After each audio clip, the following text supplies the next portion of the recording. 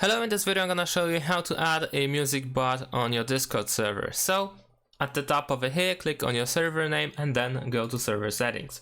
Now go to app directory and in the search field over here type green, and then you should find the green bot, which is one of many bots that provide music on Discord servers. Let's click over here and then we can add to the server. Over here you can decide to which server you want to add your bot, and you are allowed to add the bot to the servers where you have permissions to add bots.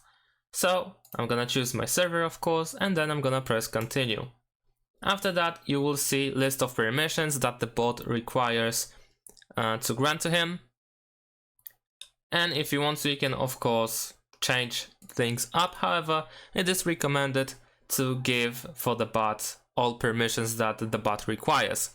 Although make sure that you know the bot, that the bot is well known and you are certain that it is not an attempt to, for instance, hack your server. So just be careful with these things. After you familiarize yourself with the permissions, you can click authorize button over here.